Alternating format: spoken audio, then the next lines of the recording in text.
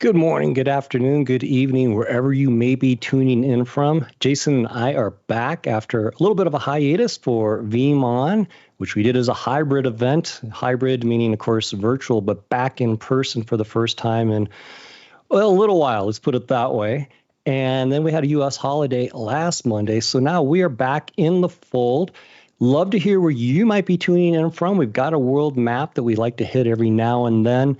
You can see some green up there already. We have, in addition to all of our production staff, Jason's in Texas, I'm in Colorado, our producers in Georgia in the United States. But we also, I see, have New Hampshire in. Right. And if we look abroad in Europe, we've got a visitor from France already identifying in, and we've got production support in Romania as well. So shout out to that. Love to see where you're tuning in from. Also, feel free to post any questions. So without further ado, we started off a couple of weeks ago teeing up what's going to be a multi-part series around ransomware, some data that we've just recently published. It's not Veeam-specific data, it's industry-specific data. And Jason, as much as I'm like an optimist, glass half full, I'll just give a little disclaimer. There's some violent images that may appear, so sensitive children may be advised that this is not necessarily the most uplifting of data. However, it's something that I think is going to be important either because people can really learn from it, or you can take this personally to your manager, your team in the data center to say, look, here's some independent data that says we need to really address this. It's a law of numbers and they don't favor us. So I'll kick it over to you, Jason, because we've got a couple of different research projects we're going to draw from to bring in data to make this point. Yeah, and I just reiterate what you said earlier. So there's nothing good that's going to come out of this particular first set of data. So this week we're going to explore the scope of the problem. Right, we're going to see how bad this is, and I think your guidance so far is exactly spot on, Dave. And that is that please send this link to your cybersecurity buddy, to your IT director or IT VP along the way, because we're going to cover this 5-part landscape. And the first part really is looking at how pervasive is the problem of ransomware from a realistic point of view.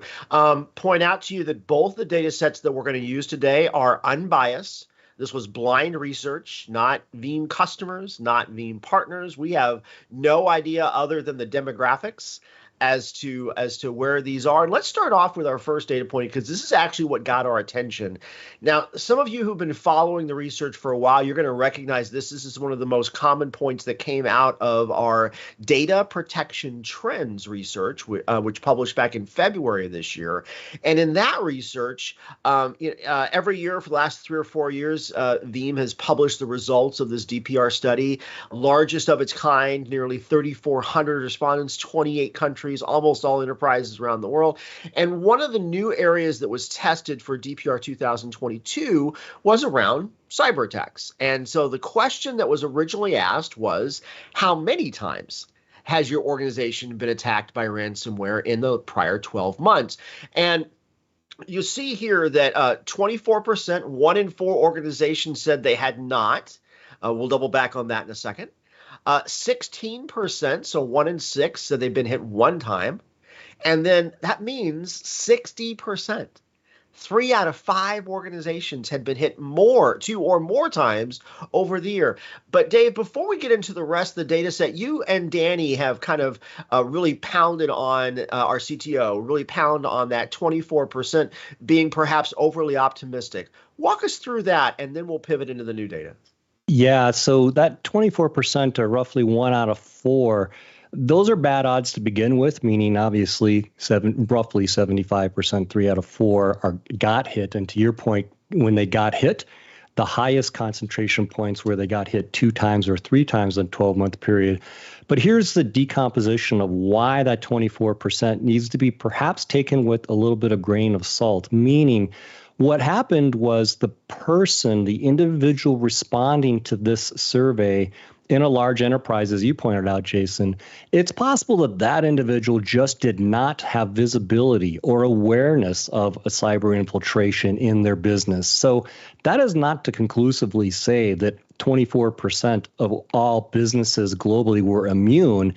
It just means that of the sample that we got, the person that responded actually just may not have had visibility. So don't take that 24% to the bank. The odds are probably far lower because no one ever jumps around and tells even internally, hey, we got hit, we got hit. There's a certain kind of quietness that goes along with the successful infiltration. Well, and when you think about it, certainly also from a quietness perspective, we're seeing more and more cases where the bad actor has gotten access to the environment, and they can actually free roam in that environment up to 200 days on average prior to actually asking for that ransom event, right? So this can be for many a waiting game. So it's certainly arguable there's a good portion of that orange 24%. Some of them are naive. Others are unaware of the fact that that someone's actually lurking out there, navigating through the system. They just haven't declared yet, right? And then, yeah, there's a portion who have not been hit yet. All right, so this data got our attention, right? And this is from the Data Protection Trends Report. And so we said, okay, let's double down. Let's go really find this out. So we surveyed a second group. We didn't survey. An independent firm, Anson Bourne, went off and did the survey. And one of the things that they did was they said, okay, we're going to go and look at another 1,000 organizations, 9 different countries around the world. But in this case, instead of being completely unbiased, everyone had to have been hit by ransomware at least once because we wanted to learn from actual victims. So we doubled down on that study. Let's take a look at some of that. So this is now looking at the Ransomware Survey, and you can see the URL in the upper right-hand corner. Please download the data. In fact, all the charts are available. You're welcome to use those as you see fit. Also, our good friend Chris Hoff wrote a blog post earlier this morning on Veeam.com, kind of outlining some of these same tenets and his take on those as well. Dave, when you and I talk about the Data Protection Trends Report from earlier, we talk about, the 2 most common causes of outages are bad humans and silly humans. Mm-hmm. I'm going to argue this data is saying almost the same thing, only combining all the poor choices that humans make into one glorious link on the top of the screen. Yeah, and if you just glance at the percentages, you very quickly see that they total up to more than 100%. So there's multiple different entree points at play simultaneously for many organizations. And if you just look over on the verbiage on the left-hand side, number of different ways or entree points. And this is what makes ransomware very nefarious. Besides the long dwell time that you mentioned, there's a lot of ways to try to get as broad of a net as possible for somebody to do something that maybe they shouldn't. Yeah. We talk about, bad actors being the number 1 cause, silly actors being the number 2. In this case, we've got silly actors clicking on links caused by bad actors, right? So, I mean, this is very definitely more a human problem in the top choice. I also think it's interesting that the second and third choices, this comes down to, let's call it a different category, silly admins. Right. Folks who are not proactively testing the patches and they're aware of the supply chains that are there, or they've or credential compromise, putting an at instead of an A and dollar signs instead of the S when you say password. Turns out that's not as secure as you think. And folks are getting bit by that. So, Dave, before we kind of get more into this landscape, how's the map looking? Yeah, let's do a quick hit over there because we've actually had a lot of activity. Canada, as you can see, jumps up. So that always lights quite a bit green. In the United States, in addition to New Hampshire, Colorado, Georgia, more people joining from Texas, Nevada, Indiana, and Illinois. And if we look over across the pond, shall we say, we've got France, Holland, Spain joining some of the other countries that were already in there. And then we also see Cameroon, Morocco, United Emirates, and India. So shout out to all of that. Please keep everything coming in terms of where you might be tuning in from, and feel free to post any comments or questions. Again, a quick commercial. Definitely encourage you to download this resource. I always like to say again and again, you owe it to yourself to get educated and informed. all you have to do is go to VEE.am/RW22. That just means ransomware 22 to check out the research. So let's keep going on. I will call it the news. I won't give it an attribution, favorable or unfavorable. Yeah, I think that's a good idea. Is we just going to explain the information to people, let them make up their own minds, unlike other news networks that might be out there. All right, so let's do a little myth busting. One of the questions that we wanted to really understand in the research was, what does the attack surface look like? You just covered the geographic map. Let's look at the cyber map of choice. And so, and in fact, this question actually came from our CTO, Danny Allen, and he wanted to know, okay, so where are people getting in from, right? So you could make the hypothesis that remote office, branch office, retail, the edge, however you want to describe that. Usually that doesn't have quite as much mature IT technology out on that edge because you got, 200 branch offices, 60 locations, whatever that landscape is. So maybe robo is the dangerous place where stuff is first coming in from. And then there'll be other people out there that say, yeah, I can lock down my data center. I have a hard time locking down the cloud. Right? Surely, maybe that's where the attack surface is coming from. Turns out neither one of those is true. So what you see here is 3 bell curves. The reason for the bell curve is because one of the things that makes this research interesting, and again, go to that URL that Dave showed you earlier, is we surveyed specifically 4 different personas on the same questions to kind of understand where do they agree and disagree. And so you see that same bell curve of IT operations generalists, right? They're the folks they're the ones who get the call when stuff goes bad. We got the backup admins. They're the ones who are going to try to put it back together again, right? When Humpty Dumpty falls off the wall. We have the security professionals. They're in charge of prevention and then certainly a partner in the remediation process. And then CISOs, right? Executives who are top line responsible for ensuring the survivability of the organization. And when you look at this bell curve, Dave, geography and the real estate actually doesn't seem to apply, but I think it's interesting. The backup admins and the security professionals, they mostly agree with each other. And they don't agree as much with those that are a little further from the problem. What did you see when you saw through this? Yeah, it's a kind of a concerning notion of the more you know, the more you're concerned about or more you're afraid. So the further away you remove, the further that the actual threatscape might be from your cognition. And unfortunately, those that live and die in the trenches and are very responsible for this, meaning the frontline people, they're very concerned. And to your point, the concern is broad-based. And this is the notion that we saw in the Data Protection Trends Report in terms of what can take down a server, meaning unplanned downtime.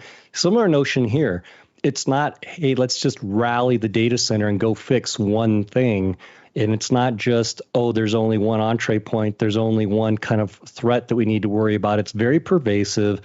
We've used the phrase in the past, this is a bit like a fisherman just throwing the net out into the sea. This is the nature of cyber threats. It's basically a crime of opportunity. It's a game of numbers, but the numbers don't favor the data center or even the remote office, the cloud hosted data. They really don't. They really don't. Now again, I mean, you see the curve and in the shape of the data. Let's be clear. So you're looking at on the low point 39%, on the highest point 56%. Split the difference. You're really at 46 plus or minus 4. So roughly 46% of the infections come in from one of those 3 sources along the way. It's how it's distributed out along the way. The thing that I think you should take away from this is recognize that when you take a survey like this, you're in the survey for 20 or 30 minutes. It's not like the respondent in the survey said, oh, let me go back and look at my logs and see exactly how many percent this. It's not how this works, right? This is a perception and sentiment study. And so the reason that's important is because what you see is that those folks that are closest to remediation or closest to actually having to solve for the problem, right? The backup admin reactively, the security professional proactively, they're remembering at a higher rate, right? And all that really tells you is that the rest of us, memories fade, right? The IT operations folk, oh yeah, we had those bad months and we had a couple bad days and memory fades. The problem is that when your memory fades, all of a sudden your appetite for how do you prevent the next one becomes diminished, right? So this is where you really got to lean into those folks who live and breathe security day in and day out. Our friend Chris Hoff is like that, right? I mean, we pay him to be a pessimist, to tell us how bad things are going to be, because chances are, according to this data, he's more right than the rest of us. Yeah, we've seen this trend before. I'll call it inavailability in general, meaning in disaster recovery, in backup and recovery, you think of, let's call it weather-related events, a tsunami, a hurricane, an earthquake, what have you. The interest in disaster recovery or the interest in protecting data and securing it, making it available, spikes after one of those events. And unfortunately can wane over time. To your point, Jason, there is a recency bias. Part of the reason that we're basically doubling down on less than optimistic news here is to kind of scare everyone straight in the notion of, hey, don't take this as we can ride this out, right? We can play the odds. The odds are already bad. We're trying to assert that actually the odds are even potentially worse than what some of the data may suggest as well. So only one more bad slide, Jason. Let's tee that up. Yeah, here's the punchline, right? We've talked about how most organizations have been hit or going to be hit. We talked about how there is no safe area of the real estate. So let's punchline this now. Once they're in, here's the rest of the bad news.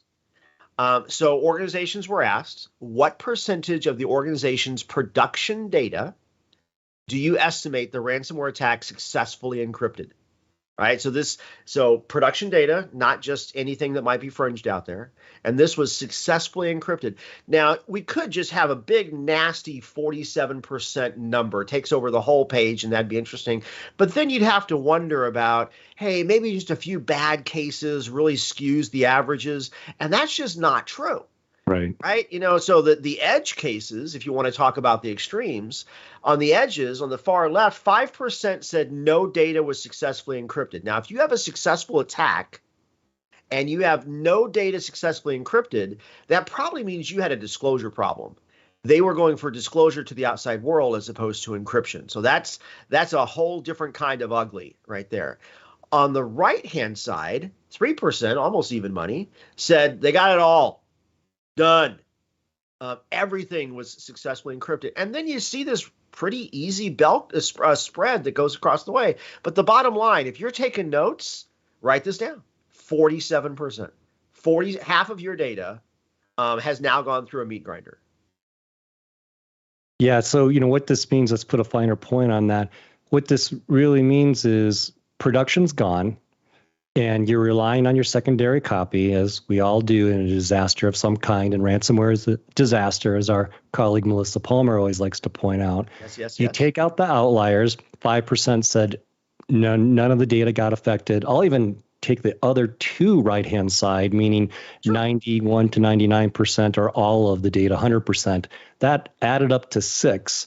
You add both of those outliers up, we'll call it, Jason, that's 11%. 89% had pretty heavy hits in there, with the most popular, highly concentrated areas being 31 to 40% of the data or 71 to 80% of your data.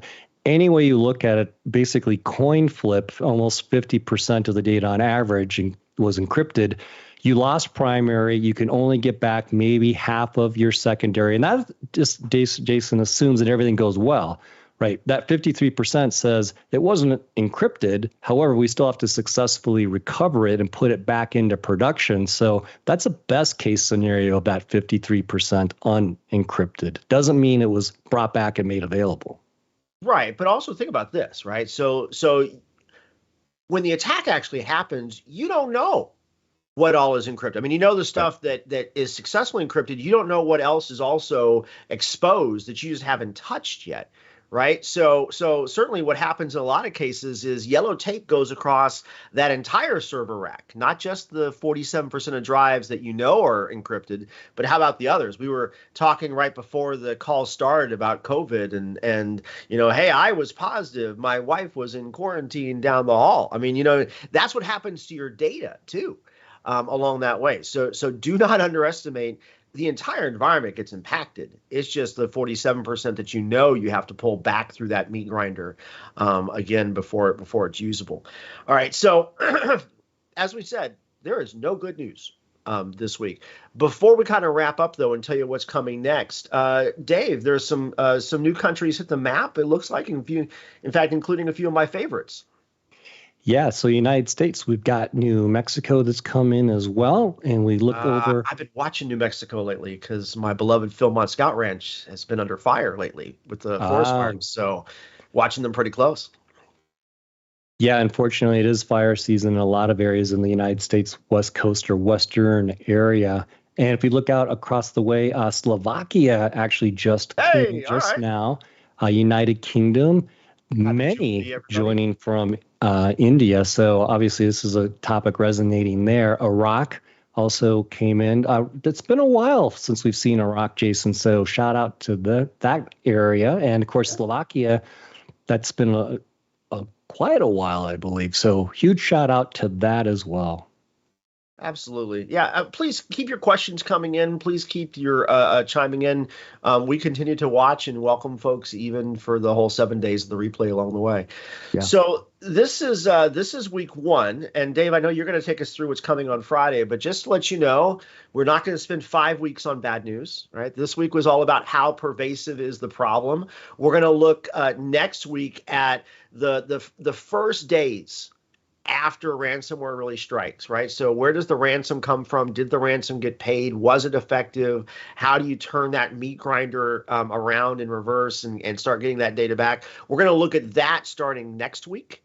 And then this is a 5-part series. But Dave, our friends are going to do some stuff on Friday prior, right? Yeah, absolutely. So coming up this Friday, our colleague David Hill is going to host a Friday Tech Bite on how to manage your data in a multi-cloud world. That'll be same time, 12 p.m. United States Eastern Time, 6 p.m. CET. And then on Monday, as you pointed out, Jason, we're going to hit back again the next segment of our Ransomware 22 findings. The whole purpose of this one, as maybe non-inspiring as it may be, is really just to lay the foundation for why an organization should take this seriously. Unfortunately, highly non-discriminate. Now, Jason, there are examples of state-sponsored events or corporate targeted entities that are basically selected for who and what they are, maybe their vertical, their size, their geography, whatever. However, the vast majority of cyber threats, again, a crime of opportunity, it does not discriminate against what kind of business you're in, what kind of size of business you're in, your geographical location, et cetera. This is what makes this very nefarious and concerning. The trick I always like to say is in the past when we dealt with availability, there was two things going on. Random bad things might happen, and that typically meant that we would restore 3 to 5% of the data that we backed up. The catch was you didn't know which 3 to 5% in a 12-month period. And of course, you didn't know which day or when that might happen. The flip side was, while there could be something that was very much unexpected, to your point about fires, there's other things that we get an early warning indicator. Right. Maybe it's certain weather-related events or instability of some kind from civil unrest that we get this notion of let's get prepared. Ransomware just strikes often without warning. To your point earlier, Jason, often with hundreds of days, over 200 days of dwell time. So when it hits hard. It goes far beyond that 3 to 5% of data. It literally could be 100% of your data. The attack surface could be absolutely everything. Oh, we do have a question that came in too. I want to make sure we get to that. So Mitch asked, rather than relying on backups along with the delays, what's your best strategy to proactively avoid ransomware? I'll give you one, and Jason, you give one as well. If we go back to just referencing your causality slide, one of the best things you can do is, I call it, I'll put this in the category of digital hygiene. And that is number 2 here at 41%, infected patch software packaging, et cetera. In other words, if you are current on your good hygiene, patching your systems, your operating systems, your applications, your middleware, even going so far as to say where does it make sense going into that next one? Can we turn off RDP where we don't need it? Things that we ideally would have been doing for some time, just that alone can reduce the aperture of the attack window.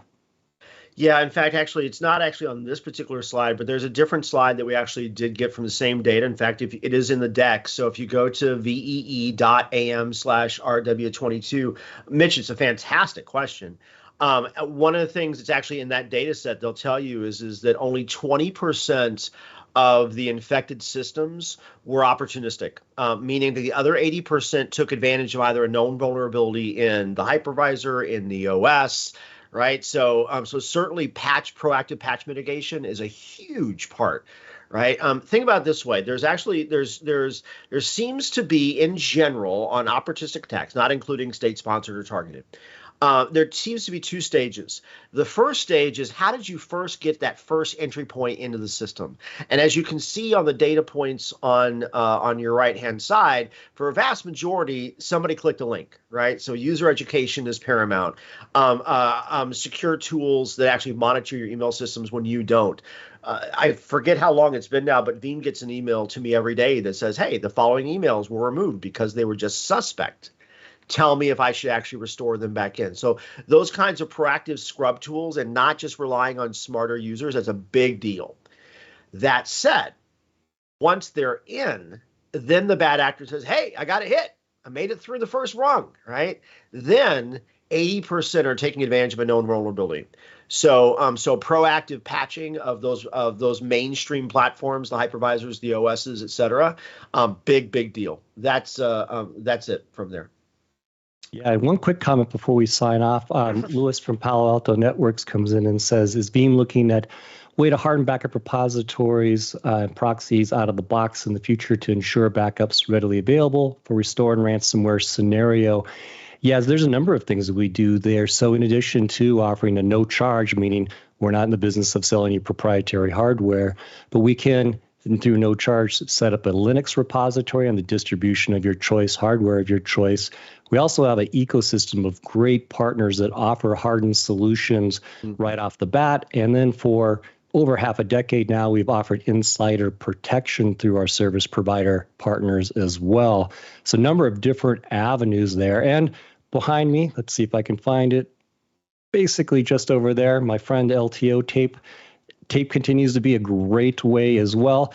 The thing I always like to point out, though, and I like the comment about readily available for restore. Veeam pioneered instant recovery. We've got the patent on that.